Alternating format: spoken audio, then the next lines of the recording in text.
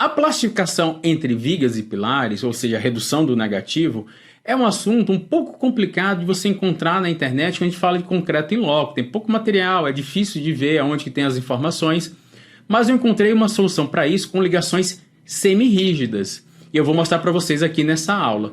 Ficou interessado no SimGenie? Saiba que temos versões que atendem desde pequenos escritórios a grandes escritórios. Vamos para a aula.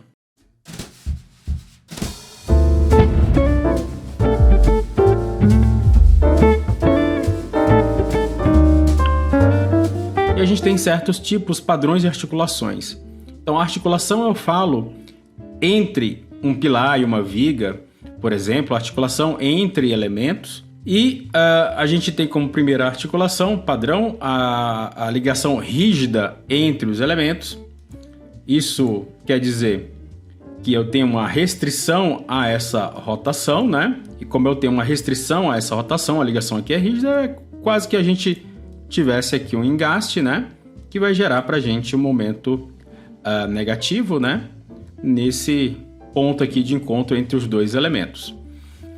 E a gente tem também a articulação livre, aonde essa restrição ao movimento é totalmente liberada. Se a gente não tem restrição a uma deformação, a um movimento, basicamente aqui a gente vai obter um momento nulo nesse ponto. E por fim, nós temos a articulação flexível. A articulação flexível ou semirrígida, ela é algo entre a rígida e a livre. Então, dependendo do valor da mola que você utiliza, vai ficar mais próximo se for uma mola muito rígida, vai ficar próximo à ligação rígida. Se for uma mola muito pouco rígida, uma mola mais flexível, você vai estar mais próximo à ligação livre. E por fim também, a gente tem a ligação não linear, que aí é um uso um pouco mais acadêmico, né? Aqui a gente tem um exemplo de como funciona o comportamento não linear. Então a gente tem um gráfico de momento ou rotação. Vamos ter trechos onde a gente tem um comportamento linear, onde a gente tem a proporcionalidade entre o momento e a rotação, né? Mas à medida que o gráfico vai se desenvolvendo, vai chegar a certos momentos aonde, aumentando muito pouco o nosso momento, a gente vai ter rotações bem maiores. Então esse aqui é um uso um pouco mais acadêmico e no dia a dia a gente vai acabar sempre utilizando rígida, livre ou então uma ligação semirrígida ou flexível, né? Bom, vamos dar uma olhada nisso daí em um modelo do SIA. Então a gente está aqui com o modelo do SIA. Aqui no meio a gente tem a ligação rígida. A gente não tem simbologia nenhuma aqui entre os elementos, né? Então é a ligação rígida, é a ligação padrão. Aqui do lado a gente tem uma ligação livre, quer dizer, a rotação aqui é liberada entre esses dois elementos. E aqui a gente tem uma ligação flexível, que é simbolizada no SIA por uma espécie de engrenagem. Então, ao clicar, por exemplo, aqui nessa ligação, você vê que a rotação FY, a gente tem uma imagem aqui embaixo dando quais são os graus de liberdade, né, os eixos. Então, a rotação FY, que é a rotação ao redor desse eixo aqui, ela está livre. Aqui, a gente não tem articulação nenhuma, porque o padrão é rígido. E, por fim, se a gente clicar aqui, a gente tem... Deixa eu isolar, né? Só clicar essa articulação. Então, a gente tem uma ligação do tipo flexível e ela tem um coeficiente de mola que está determinado aqui por meganewtons metros radianos. Então, se a gente olhar os resultados de esforços, né, nesses três exemplos, se a gente vê aqui forças internas, o MY, né, o momento ao redor do eixo Y, exatamente o que eu estou trabalhando aqui com as articulações, e mandar atualizar, a gente vê aqui na articulada, o momento é nulo nesse ponto, na rígida a gente vai ter um valor de 362, e aqui na flexível a gente tem um valor que é entre a livre e a rígida. E esse valor aqui, esse momento que eu obtenho, depende diretamente do valor da mola. Então, se a gente vier aqui alterar essa mola, nesse momento ela está um valor unitário, vou aumentar aqui em 10 vezes, recalcular a estrutura,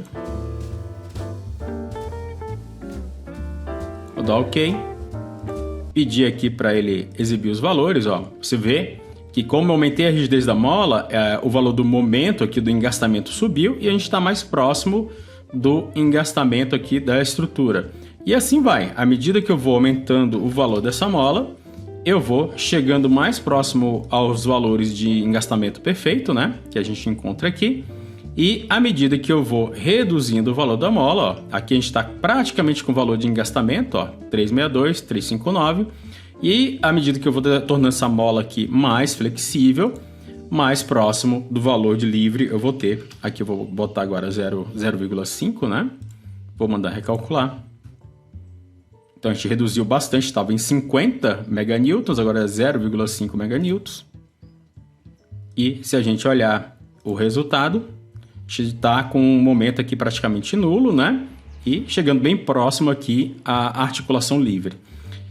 Então, esses são os tipos básicos de articulações entre elementos, né? Aqui a gente está trabalhando sempre com articulação em relação à rotação, o deslocamento estão sempre travados, né? Os pontos se deslocam em conjunto. Você também tem articulações em relação aos deslocamentos, mas não é muito comum utilizar, tá? Em casos especiais apenas.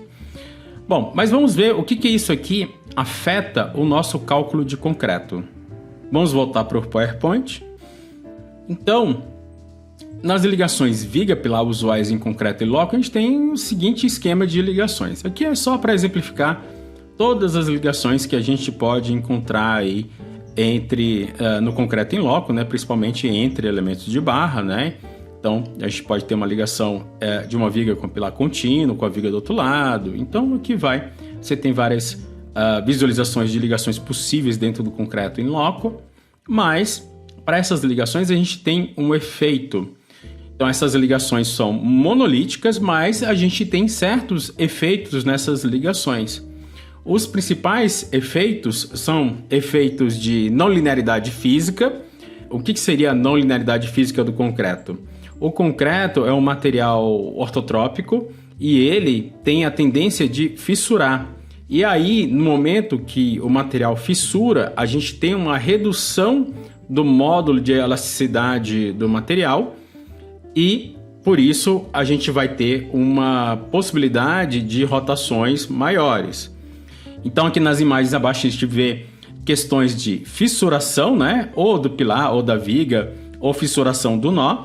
Então, todas essas fissurações aqui reduzem o módulo de elasticidade do material, no caso do concreto, e a gente ainda tem o efeito do deslizamento das armaduras, que também pode fazer com que a nossa rotação entre os elementos seja maior do que uma ligação de engastamento perfeito. Então a gente tem esses efeitos no concreto que acabam gerando rotações maiores do que o esperado numa ligação de engastamento perfeito. Assim, essas ligações monolíticas, né, do concreto, em vez de serem perfeitamente rígidas, elas acabam tendo um comportamento flexível, da mesma forma que a gente viu no exemplo do CIA. Então, para a gente fazer a simulação desse comportamento, a gente tem que usar uma ligação flexível que simule essa não linearidade física ou então o deslizamento das armaduras. Bom, olhando nas nossas normas, a melhor forma de consideração desse comportamento eu encontrei na NBR 9062/2017, a norma de pré-fabricado, no item 5127. Lá ele fala do fator de restrição, que é basicamente uma relação entre a rotação do elemento em relação à rotação da ligação. A fórmula do fator de restrição é essa daqui, e nós temos que essa fórmula é composta pela rigidez secante da viga, o comprimento da viga e a rigidez da ligação viga-pilar. Então percebam que essa rigidez aqui da ligação é exatamente aquele coeficiente de mola que a gente lança lá no SINGINI. Mas vamos evoluir um pouco mais sobre o fator de restrição. Então, a norma 9062 também cita que com o fator de restrição abaixo de 0,15 a gente tem uma ligação articulada, entre 0,15 e 0,85 uma ligação semirrígida e acima de 0,85 uma ligação rígida. Então, basicamente, o que o fator de restrição está nos dando é que se ele for 0, a gente tem uma ligação totalmente articulada e se for 1, é uma ligação de engastamento perfeito. Então ele está nos dando qual é o grau de ligação entre os elementos. 1 totalmente rígido, 0 totalmente livre. E agora a gente só falou sobre a 9062, mas o que a 6118 cita sobre isso? Então, a 6118 no item 14643 fala sobre o alfa-R em ligações monolíticas e concreto em loco. Ele não chama exatamente de alfa-R, ele chama de delta. Então você pode aplicar um delta maior ou igual a 0,9 para a estrutura de nós móveis e maior ou igual a 0,75 para qualquer outro caso. Então, basicamente, o que a 6118 está fazendo aqui é nos limitando o alfa-R. Ele está dizendo que a gente consegue pegar aquele momento que está aplicado de engastamento perfeito e, se for uma estrutura de nós móveis, reduzir em 10%. Então, basicamente, o nosso delta fala que o nosso delta é o momento após a redistribuição dividido pelo momento em situação de engaste. Vamos para um exemplo rápido aqui. Então, se a gente tiver uma ligação entre uma viga e um pilar, onde a gente obtém um valor de momento igual a 10, se a gente aplica um alfa-R ou um delta exatamente igual a 1, quer dizer que a gente vai ter na redistribuição 10, dividido aqui por 10, né? A gente não reduziu em nada o engastamento perfeito, que vai ser igual a 1, tá? Então, lembre-se, o alfa-R e o delta basicamente estão falando da mesma coisa. Mas se a gente então aplica uma mola na nossa estrutura, e essa mola ela vai nos dar o valor de 8 de momento. Então a gente sai de 10 e vai para 8 de momento. Então qual é o nosso grau de restrição? Vai ser 8, né, seguindo aqui a formulação do delta, dividido por 10, que vai nos dar 0,8. Então eu estaria descendo aí em 20% o meu momento ao aplicar uma articulação flexível entre a viga e o pilar. Então percebam que a gente tem a formulação na 9062 que nos dá qual seria a mola que a gente precisa aplicar na nossa estrutura para ter um certo alfa-R. E a NBR 6118 nos limita o alfa-R, ou o delta, aqui no caso, né, na 6118, em relação a nós estruturas de nós móveis e 0,35 para outros casos. Bom, mas o que são estruturas de nós móveis? Estruturas de nós móveis são estruturas que são muito suscetíveis à segunda ordem, quando os valores de segunda ordem são 10% maiores do que o de primeira ordem. É quando a gente tem o gama Z acima de 1.1. Então, nessa situação, a gente tem um gama Z acima de 1.1, a gente só pode utilizar um delta, um alfa-R, no máximo restringido a 0,9. Esse valor aqui de 0,9 é o valor da norma, mas classicamente o pessoal utiliza até 0,85, seria o grau de plastificação da ligação, seria esse efeito aí da fissuração do concreto e a redução dos momentos nos apoios, tá? Ali na ligação viga-pilar.